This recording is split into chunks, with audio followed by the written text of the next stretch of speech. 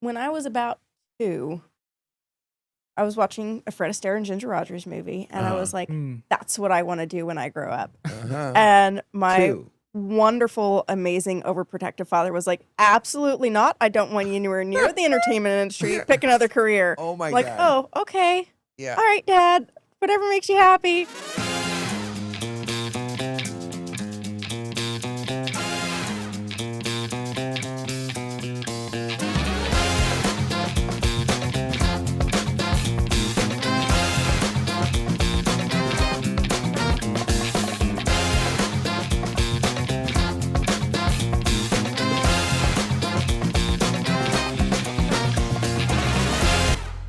Welcome to the Heroes Podcast. I'm Tom Trese, the creator of the Heroes.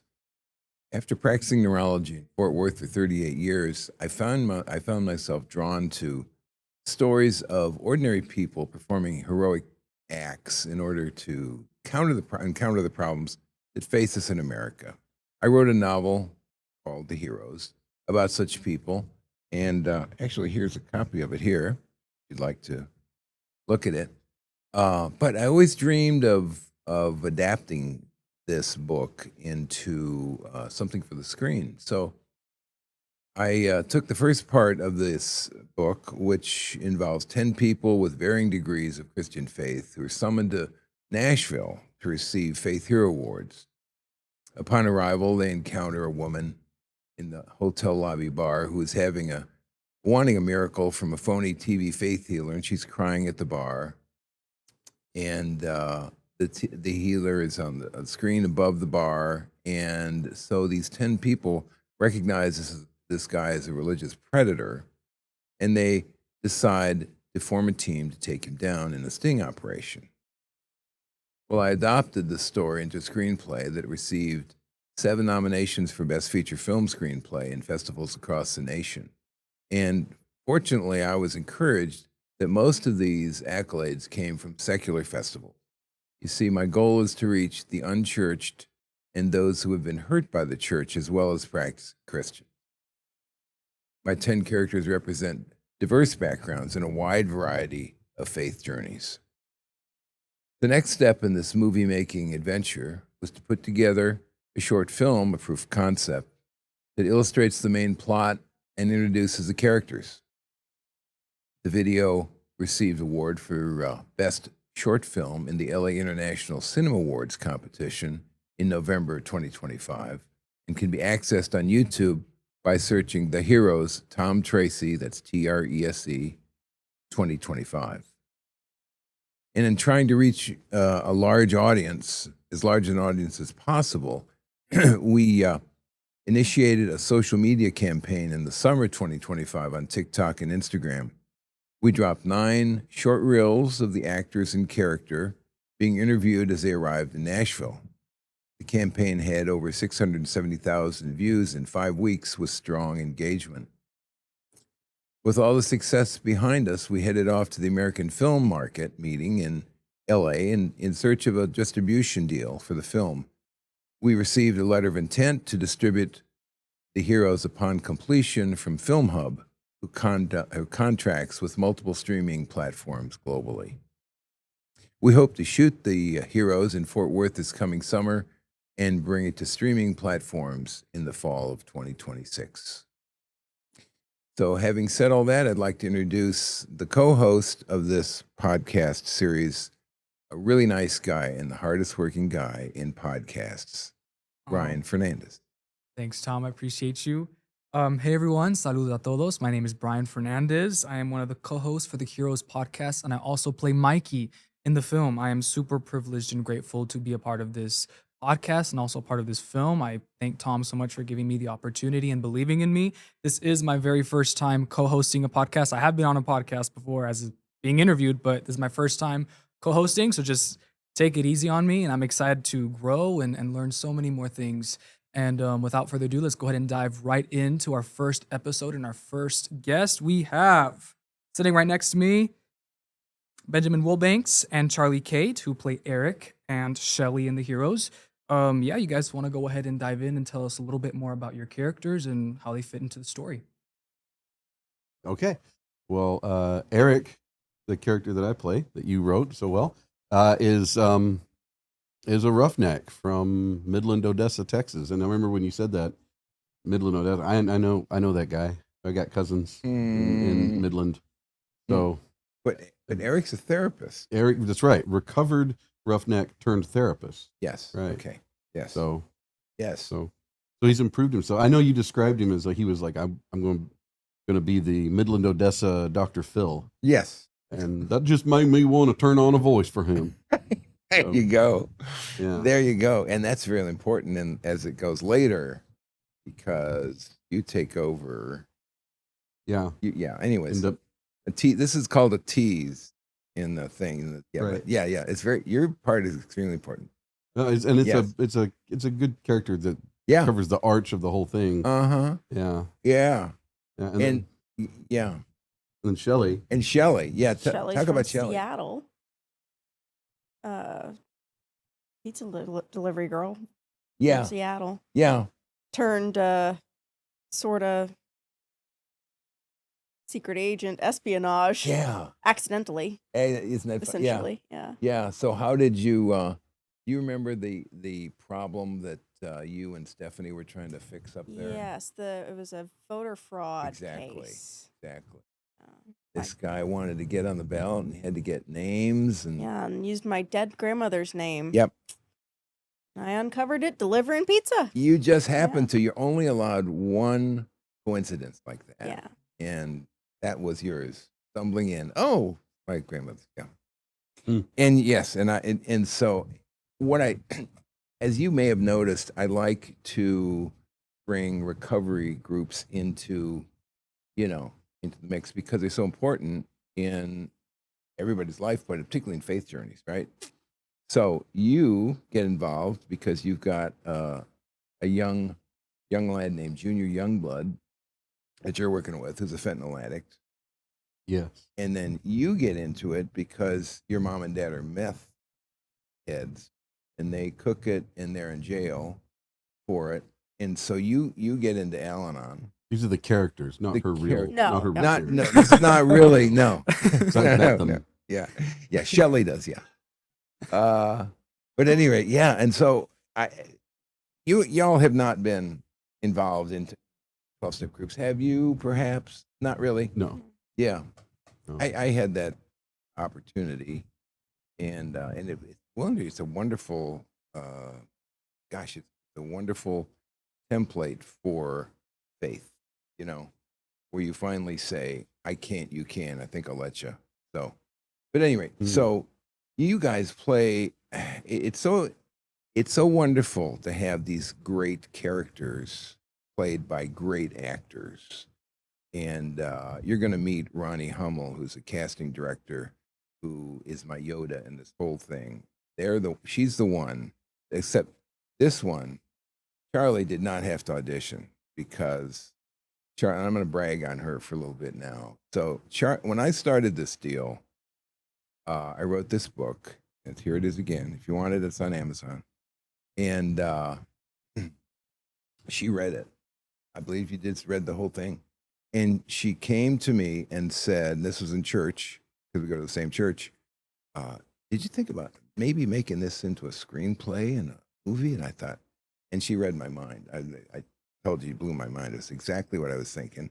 And so your encouragement on that. And then you also told me about Content, which is this festival that happens at Capernaum Studios every September. And to go to that. And that is where I learned how to learn how to write a script, screenplay. Got wonderful Leanne Barna, who was just she's wonderful to work with and come in at any level of incoherence and just incompetence, and she just grooms you. Anyways, so but you, kiddo, were just absolutely pivotal in this whole deal. Thank you. Isn't that neat to find that out? I mean, I hope it's neat to find that out because it's the way God works, right? I mean, you don't know what act of kindness or what act of encouragement is going to really blossom. Yeah. Timing, He's the master. So anyways, I thought also, I don't know if we've noted this rather on the podcast, but that these two are married. Did we mention that? Yeah, we're not just Did not not. just fresh here. No. We didn't. Yeah, they're newlyweds still. I think. Would you say? Yeah, 7 months. 7 months. 8, It's still almost still 8. yeah. And so I think we all should just get some coffee or something and listen to how these two met.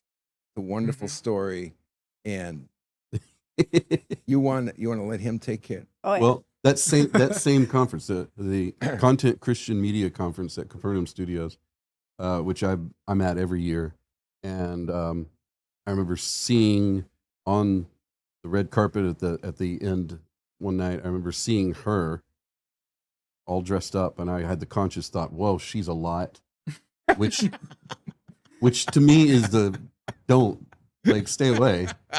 I've already got plenty to deal with. Yeah. And but then I don't know, 6-7 months later, I was on a project in Colorado, and the police got called on us, and everybody in the cast and crew ended up in handcuffs and being detained. And her sister was on that crew, and through that trauma bonding event, I got to know her sister and then her parents, and then found out they were from Fort Worth, and then. And this was up in Colorado was up that in you learned Colorado. all of this. Yeah, I learned all of this, and then On location. I came back to Fort Worth, and then went visit her parents just because I made friends with them, Mm-hmm. and her sister, and Yeah.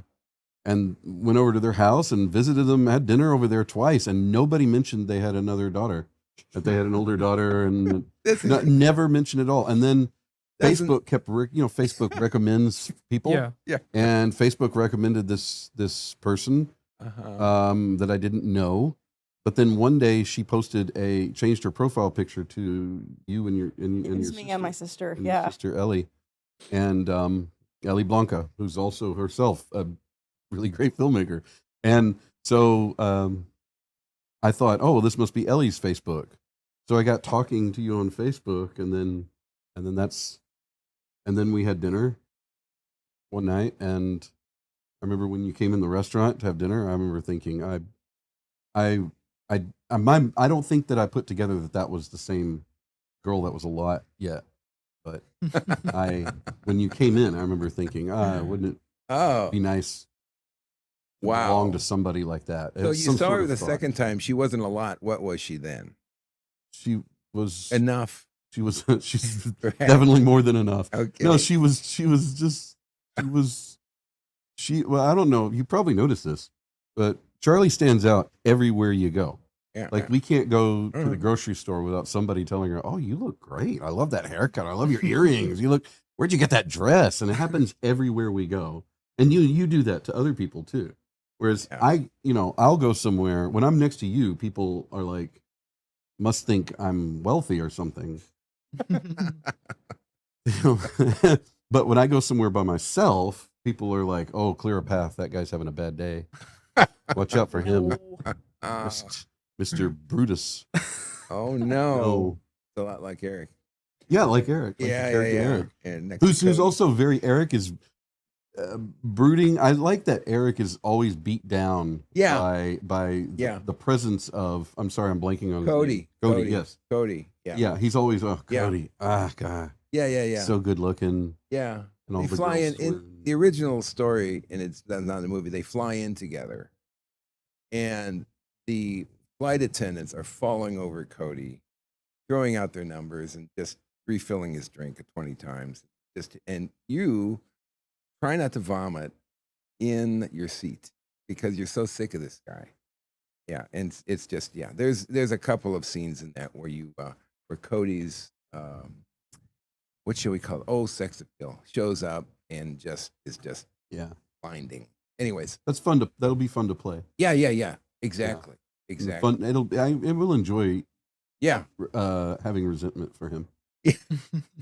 I will fully embody that. Right. Jay. Wow. Okay, so I just talk about the timing of your your wedding, and so we were shooting these Instagram and TikTok ads in the summer at our church, Ultimate Church of Christ, pretending it was an airport terminal. And so they're coming to Nashville, and I'm interviewing and what you're doing in Nashville and all this stuff.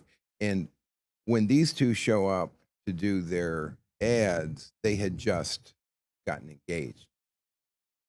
And so, so because of that timing, I'm taking partial credit for their marriage if it succeeds. Okay.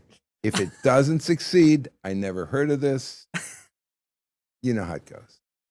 Well, seriously, no, I'm kidding. I'm kidding. Well, we didn't know. This is the other thing, is that we didn't know we were dating. Mm-mm.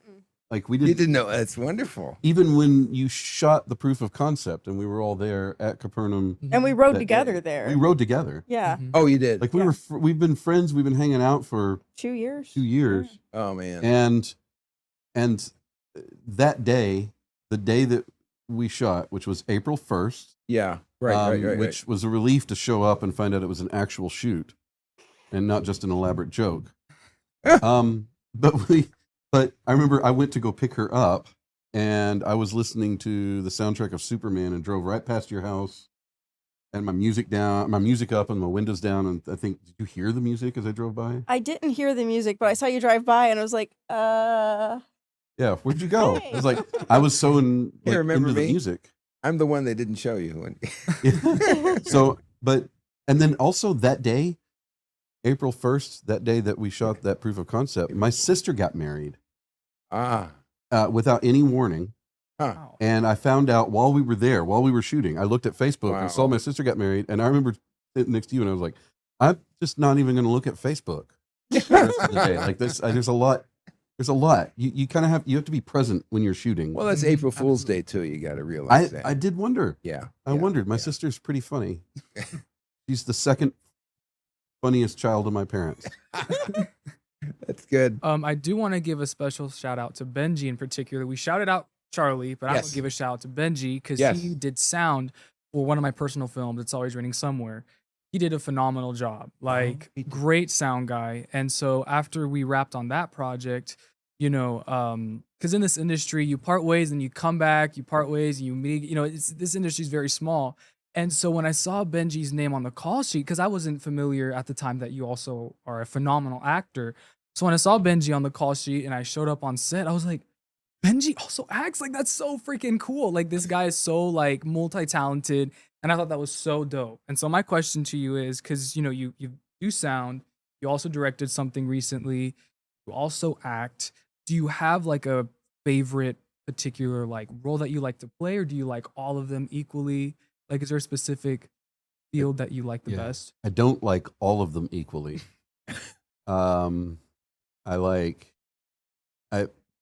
When given the chance to direct, I will do it. Mhm. And I just having the little opportunity that I've had recently to direct is enough fuel to make me want to pursue more of that. And I have directed. I mean, I've directed. I directed a movie. I ghost directed another movie. I had my own TV show. I don't know, 15 or more years ago, that we shot 19 episodes of, that I created and directed in Louisiana. And it broke my heart. Like the distribution, getting the show out into the world, the entire process was heartbreaking, and I didn't want to do it anymore. I was on a conference call regarding my TV show, Ghostbreakers. I was on a conference call with the distributor, and he literally said that he was shelving the show, that he wasn't going to distribute it. And he was the linchpin to getting the show made, was getting him. And now he's like, Right. I'm giving up on it. I'm putting it on the shelf. Wow. It was bad business in that he knew he could shelve it and never have to pay us for it. And after the contract expired, he still had the rights, but he never had to pay us. And then after that expired, the show got released. And it's been on Tubi, it's on YouTube now and whatnot. And it broke my heart Yeah. enough that I didn't want to do this work anymore. Right. I remember when he told me I didn't matter and I was here Oh in Texas. boy. He You said, can't make it. I said, can I buy my show back? And he said, no. And I kept interrupting this conference call. And he said, Benjamin, you don't understand. You don't matter. You don't matter in this Wow. process at all, being the creator and director of the show. And I was like, and he cut me off the call. And within 30 or 40 minutes, I had packed up my Jeep and I drove to LA nonstop. It was a 23-hour drive, 23 and a half hours from Fort Worth. And I, without sleeping, I went straight to his office, went straight past the reception, went all the way back. I'd been there before, walked into his office, said, "Here I am, I matter." And he looked up and said, "No, you don't. You don't matter." And it struck me so bad, struck me so painful.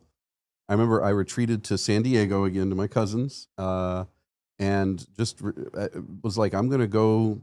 I went with her to a night of testimonies at the ministry school there at the Rock Church in San Diego. And I listened to these testimonies and I thought, this matters. I want to do this. So I was like, God, make me a missionary. I don't want to do film anymore. I don't want to do production. I want to go to the Philippines and build a school. I want to go to Haiti and dig a well. Give me something practical to do. Mm-hmm. And I did. I signed up for ministry school, and it was like the second day of school. One of the administrators said, "Why are you?" She's like, "Why are you here?" Like, because whatever God wants. She goes, "No, but other people are here because they don't know what to do. Like, you know what to do. The Lord has already told you what to do. You just need to go do it." And I was like, "No, I'm going to go dig a well. I'll show you. I'll show you, God. I'm going to be a missionary, whether you let me or not." And I was out. Like, I was out of production. And then once again, the way I got back into it was, again, my friends Ron and Michael Gonzalez, who are brothers here in the Fort Worth area, who do camera and sound. Fantastic filmmakers, both of them.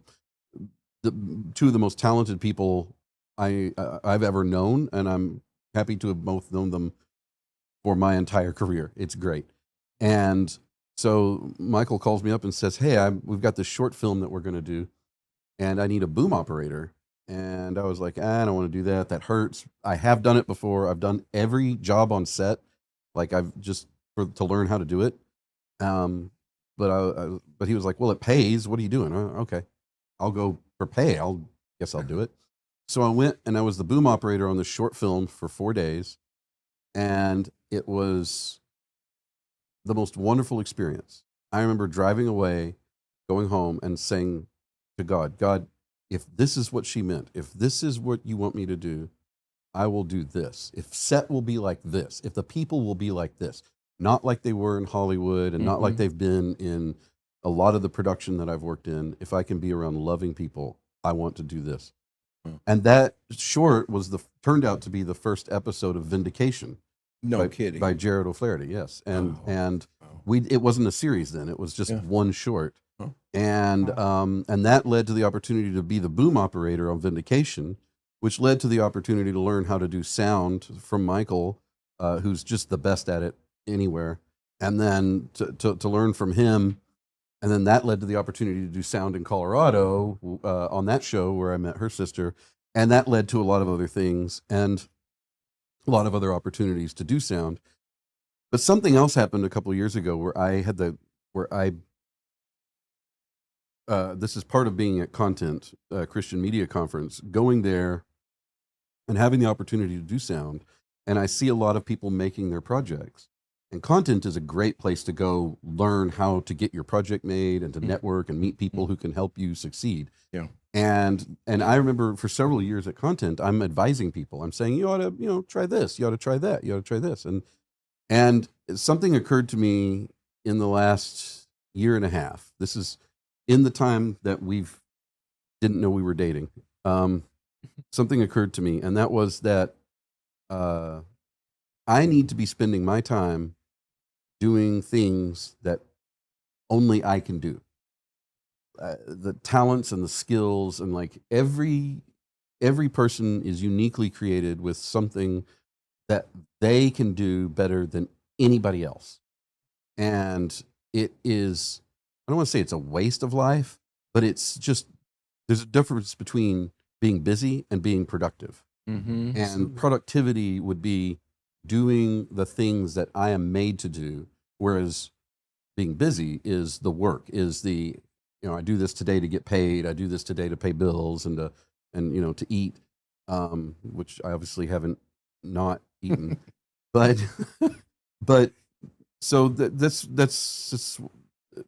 I think that's been a turning point. That's all sort of happened in the same period of my life now, and then meeting Charlie, and then realizing that you are the piece of my life that I didn't know I needed also. Yeah. And it's real interesting that all this has sort of been the catalyst to get into a new stage of things. So to answer your question, what do I like to do? I want to do more of the things that I can do. Direct, act, compose music, the artistic endeavors, not to demean being a boom op or to being a gaffer or a production coordinator, any of the other jobs that Yeah. I've done. Yeah. But those are jobs that are skill based. You can learn skills. Talent is inherent, and that's a unique thing. And I would encourage anybody to pursue the talents in their life. To always keep that present. Yeah. Yeah. Yeah. So, Benji, I have heard from you and seen what you have done in this this project called A Journey to Iraq, 2005. And why don't you tell us about that? I had the opportunity to go to northern Iraq while the shooting war was still happening, and traveled with my uncle, who's a missionary and a printer, and he's very passionate about printing. I mean, he's the printer's nerd, and he was the perfect person that God put on earth. Again, about his calling, but his innate talent. He was made to take Bibles into China and set up printing presses in Iraq, and that was who he was. And so he was setting up a print shop in northern Iraq that nobody in the family knew that he was going to Iraq and doing this. And then he brought me his footage of his home video, and he was like, "Can you edit this so I can show it at my church?" And I was looking at it going, "Well, yeah, you need to learn how to shoot video, or you could take me." And I didn't think that was a serious offer. And then he called me up one day and said, "Hey, you want to go to Iraq next week?" And yeah, okay. So 9 days later, we took off, and we had a 10-day trip planned, and nothing went right on that trip. It ended up being 21 days. And we went to Amman, Jordan, and then flew to Baghdad, and then from Baghdad flew up to Erbil. When we landed in Baghdad, that was at the same time that Saddam Hussein was on trial, and he was being held and tried at the airport, the same airport we landed. And it was a conscious thought on my mind, being from Texas in 2005, that you get a sense, George W. Bush is down in Crawford, because the jets are flying over Glen Rose and Cleburne and whatnot. Right. And now to think, I'm in the opposite place. Now I'm in Baghdad, where Saddam Hussein is. But we got up to the Kurdish north and shot. I shot the footage of the setting up the print shop as best I could. We got testimonies and whatnot. That was an incredible experience. And then to get out of Iraq, our flight, the air serve that we were on, served NGOs, but primarily media. And if media showed up, anybody who wasn't media got bumped off that flight. And we got bumped, and we weren't going to get a flight for another 2 weeks, they said. Yeah. And so we hired a car, got a Kurdish driver who drove us. In the time that we were there, we thought if we had to drive, we'd drive through Mosul and up. But in the time that we were there, battle broke out in Mosul. So our driver drove us way over to the border near Iran, and then back up all along the southern border of Turkey, all the way back through Dahuk over to Soko, Iraq, near where Syria, Turkey, and Iraq meet. And at that time, it was a U.S. military base, the border crossing was. So we went through the military base, stood in line to cross the border through the mess hall with a bunch of soldiers eating. It was the most craziest experience. It's also amazing to be on the street in Erbil, Iraq at that time and see. It's one thing. I've been all over the world. I've been fortunate with production as to go a lot of places, and you get a lot of unique access in production. But that was one of the something that just even think about it now makes the hair stand on my arm. To see in Iraq American soldiers on the street being soldiers in an occupied country, and to realize that I am there, that I am here as a tourist. Like I'm in the day. I don't have body armor on. I don't have a helmet. I don't have a weapon. And these guys are all. You walk up and we're like, "Hey guys," and they're like, "Don't talk to us. Like we're busy."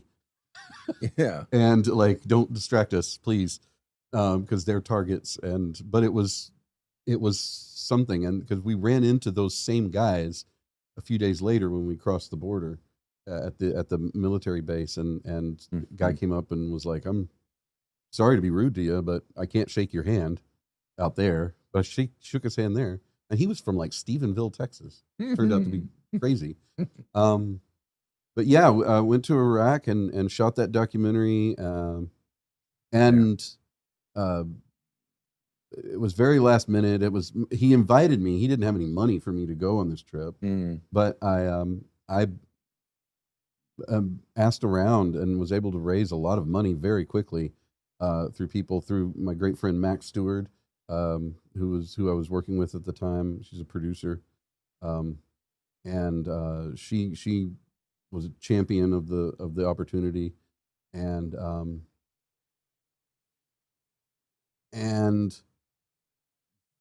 to get back and edit, it took months and months and months to edit. I came back with I think 34 hours of footage. Wow. And if you've seen it, it's cut down to about 40 minutes. And there's a lot that's not in the documentary, and there's a lot that we couldn't show. And a lot of things that got cut were cut because they weren't necessarily relevant to the mission of the documentary. Otherwise, it would just been like this was my trip. Right. Like spending a day with Bedouins out in the You show the printing, trying to get the printing press going, and yes, the difficulties. Everything in Iraq was difficult. Yeah. And I'm sure it still is. Everything in a lot of places is difficult. Yeah. But to have made that documentary and then came back and showed it, tried to show it everywhere I could. Went through the whole festival, sought distribution. I know there are about maybe 500 copies of that documentary in the world on DVD. And just several months ago, a cousin of mine found one in an antique store in Missouri, a copy of my documentary. I thought, I made that DVD in my living room, and now he's finding it in an antique store, which maybe is appropriate. You should get a cut of the sale there. Yeah, if the antique store, I should call him up. Yeah, right. But having made that also opens doors. Like, to make the documentary, people are like, "Oh, you're a filmmaker. You're capable. You can do this. You've got skills." And that's what led to being able to make write and direct my first film, Nightcrawlers, and which again didn't get a proper distribution, but we're hoping to fix that.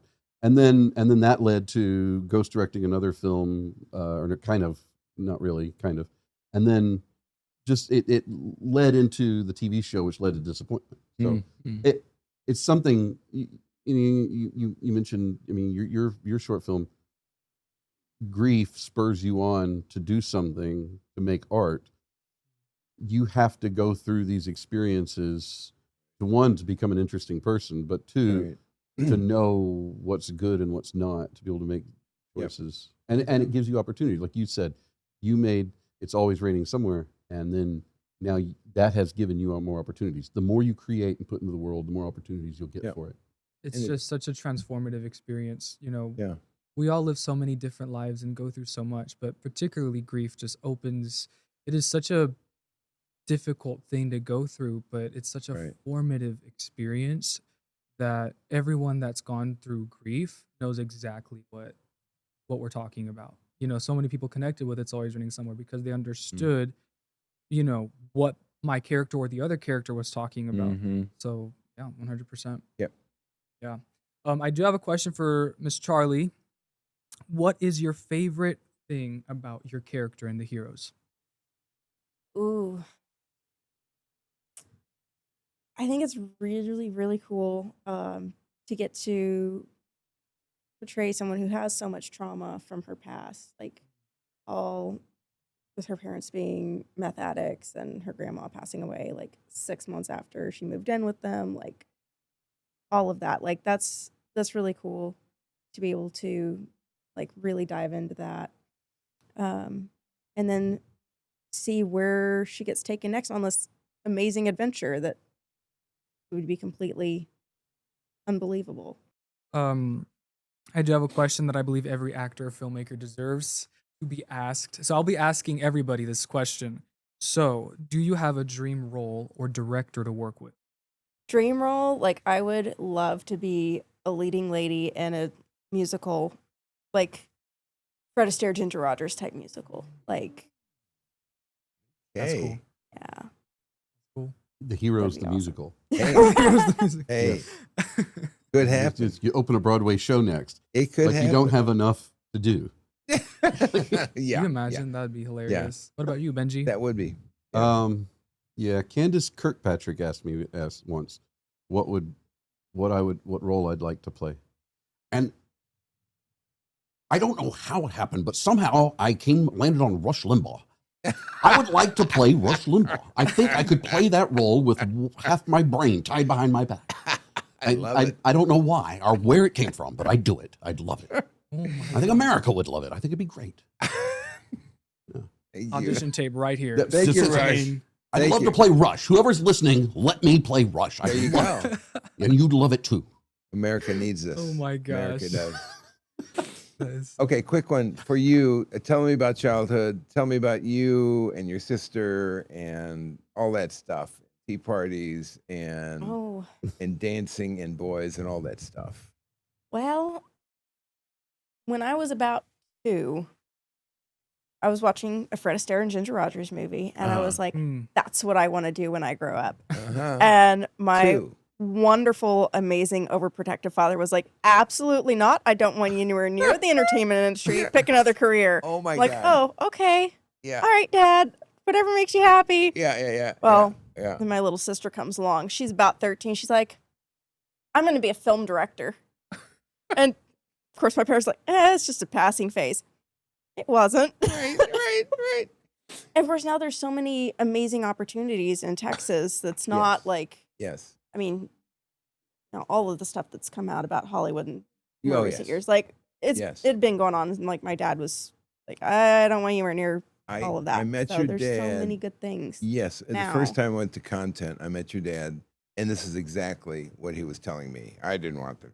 I said, they wanted to get into entertainment. I said, no, you're not going to do that. And yet, And here now you he's are. all for it, and like And he's now he learning is. everything about filmmaking. Yes. 2-3 Like, years it's later, great. it's like, oh yeah, The they're whole just- family is I involved. know. It's great. Yeah. Amazing.